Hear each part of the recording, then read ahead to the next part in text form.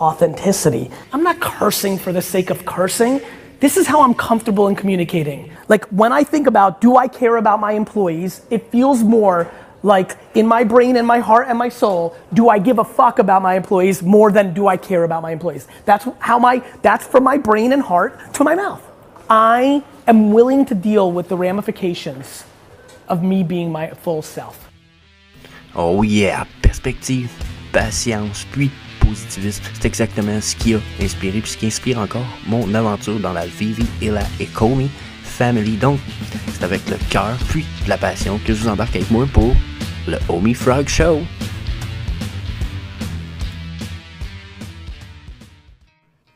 Hey, salut la gang, c'est Jess the Harvesting Frog pour un autre épisode du Homie Frog Show, votre show quotidien 5 jours semaine, où on regarde la charte du Bitcoin, les Homie Burn plus la charte du Homie, bien entendu, puis qu'on regarde les possibilités d'entry, de sortie, ou du moins, si je vous donne pas d'entry et de sortie, je vous donne mes feelings et les potentiels, soit en up ou en down trend. Donc, that's it. Vous voulez pas manquer ça, je vous invite à faire le smash le subscribe button. Vous pouvez faire la même chose avec la petite notification bell, comme ça.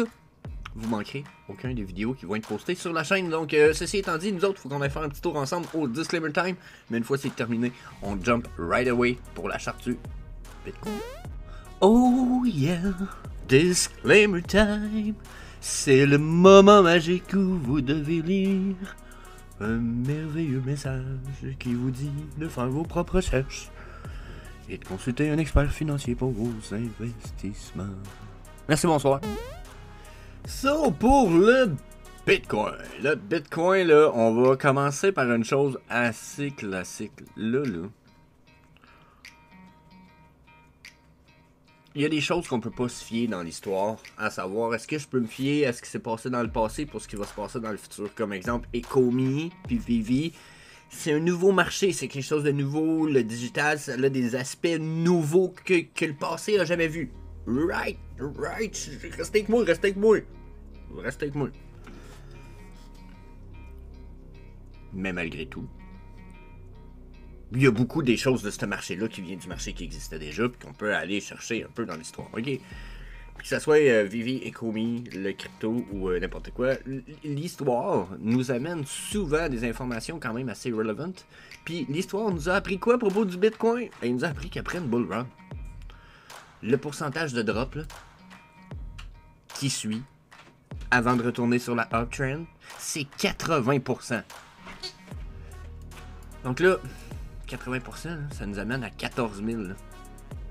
On est-tu rendu là? Non.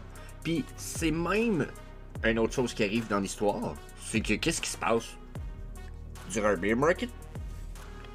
Dans le passé. Il s'est passé quoi? Je vais vous le dire, moi, il s'est passé quoi? Durant le crash, on a 2 à 3 mini bull run durant le crash du market cap. Là, checkez ça ici. Checkez, c'est quoi ça? Boom, crash. Mini bull run. Oh my god. Checkez ça, crash. Checkez ce qui s'en vient. Mini bull run. Là, checkez ce qui s'en vient après. Crash à 14 000. Donc, faites pas le saut, là. Mais, ce qu'on va avoir, là, c'est une belle vague up. Ce qu'on va appeler une giga bull trap. Avant de repartir sur la fucking downtrend. Je peux me tromper, hein? Puis même que j'espère me tromper, parce que si je me trompe, m'avoir appris en esti comme de quoi que pour une fois, l'histoire aura pas été si relevant. Mais dans le Bitcoin, là, quand on va dans le passé en 2017, 2009, si je me trompe pas. Non, pas 2009, 2015. En tout cas, juste avant la bull run de 2017, l'autre de l'année mini. C'est tout le temps la même chose qui se passe. T'sais, fait que là, vous voulez mon feeling, je vois pas autre chose se passer. On n'est pas sur le weekly non plus. Regardez, si je mets sur le weekly les EMA, on n'est pas bullish. C'est pas bullish ces EMA là ici. Ok? Si j'ai affaire à y aller juste sur le weekly avec les EMA, là, ce qui se passe là, c'est que je risque de les tester mes EMA 8, 13, 21. Donc possible de retourner jusqu'à 30 000. Ben ouais. Puis le monde va être comme wouh, retour à bull run. Genre, j'ai même vu une vidéo, un Québécois en plus, hier, il était comme retour bull run. Je vous le dis, c'est comme ça. Ouais. Mais non. Pas du tout, parce que si je calcule la drop que lui calcule, qui est notre bottom, C'est l'équivalent de partir de là, puis s'en aller là. J'étais à 74% de drop, c'est plate, mais il me manque un bon 6%.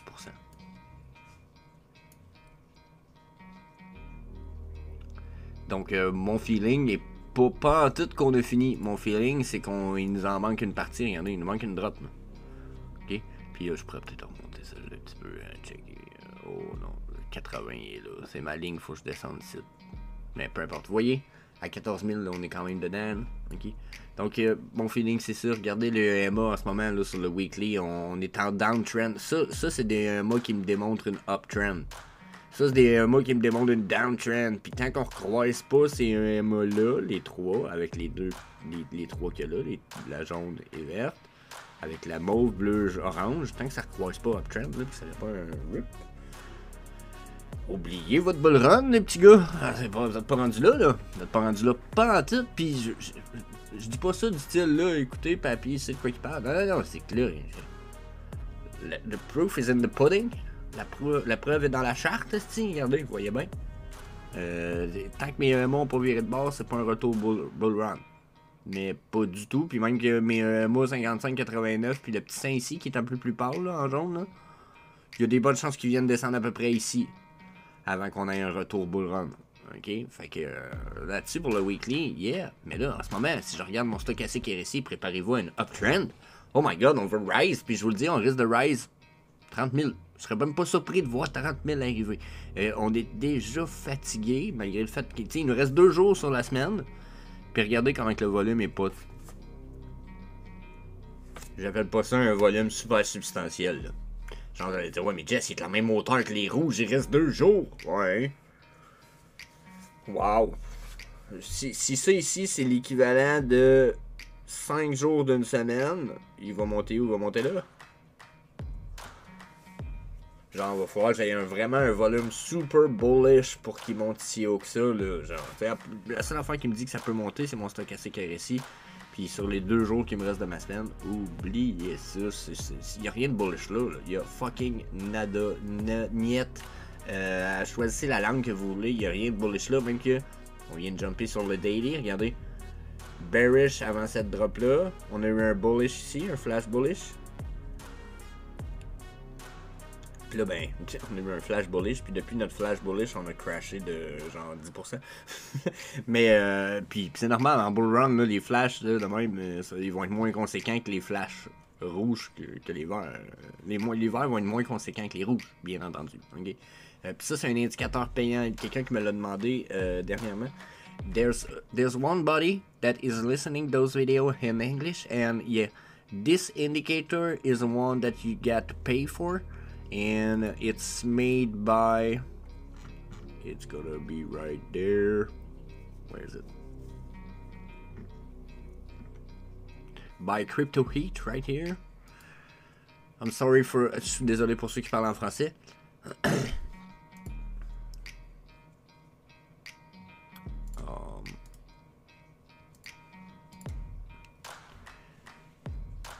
So yeah. This is the guy you should follow if you want to use his indicator. So it's gonna be like $30 per month, but you have access to a Discord with some trade in it. So yeah, that's it. That was my little part about that. Yeah, bon, donc pour ceux qui se demandaient là, c'est à propos de mon indicateur. Je faisais une parenthèse, il y a quelqu'un qui écoute mes vidéos en anglais, puis qui regarde, puis qui essaie de comprendre de son mieux possible parce qu'il met la traduction. Et il me demandait c'était quoi l'indicateur, d'où ça venait, combien ça me coûtait, etc. Puis c'est ça, c'est ça, c'est mon indicateur que j'utilise. Donc, ceci étant dit pour cette merveilleuse personne, donc vous voyez ici en plus là, sur mon daily, j'ai pas fini ma uptrend par exemple, j'en ai parlé hier, regardez ici ma ligne verte là, elle a pas monté à son top. Donc on va voir mes 2 lignes de court time frame en stochastique RSI probablement dropper dans le bas pour remonter. Donc on va avoir une downtrend, retour uptrend, retester probablement le MA 55. On risque de s'accorder sur la downtrend sur nos MA 13, 21 et 8 qui sont ici. Puis d'après moi, après, on va avoir un crash. Donc attendez-vous à une espèce de... Par après. Donc c'est ce qui est à prévoir pour le Bitcoin. J'en suis pas mal certain. Je vous laisse là-dessus. Le Bitcoin, on va aller voir le Homie Burns, puis les Homies.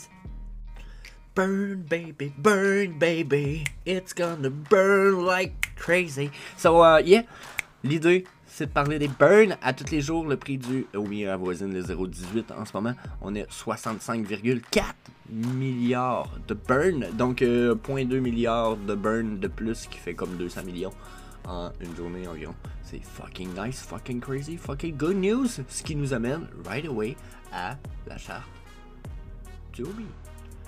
Donc, yeah, la charte du Omi. So, yeah, pour le Omi, la gang, on 0,19 en ce moment, donc un peu plus haut que le 0,18 qu'on vient de voir dans le Omi Burn, ce qui est quand même une bonne nouvelle. Sauf que, regardez mon stochastique RSI de prime abord, il vient d'à côté pas mal depuis un bout. Il est en train de ramasser sa ligne bleue qui va finir par aller le rejoindre sûrement à la fin de la... Là, on est sur le weekly, bien entendu. D'ici la fin de la semaine, il risque de le rejoindre là. Fait que d'après moi, d'ici, là, on est vendredi, samedi, dimanche. D'ici à lundi, on devrait avoir topé pas mal mon stock RSI, ce qui devrait le ramener sur la downtrend. Là, avec le San Diego Con, puis etc., ça risque de rendre le Omi quand même bullish. Je nous verrais très bien monter dans le 0,24 environ avant d'avoir une drop down pour le Omi. Bien entendu, n'oubliez pas, on est dans un bear market, la drop down risque d'être plus importante que la rise, surtout les drops qu'on va voir, exemple sur le stochastique. Donc aussitôt qu'on s'en vient ici et qu'on risque de drop par ensuite, ça risque d'être plus violent que les remontées comme celle qu'on vient de faire. Vous voyez, la remontée qu'on a faite, c'est pas très violent comme remontée, là. Tandis que la descente qu'il y a eu juste ici, exemple, de là à là, c'est violent ça là. Ok, c'est quand même boom. Tandis que si on est comme boom. C'est un peu moins violent pour une remontée d'un stochastique de haut en bas.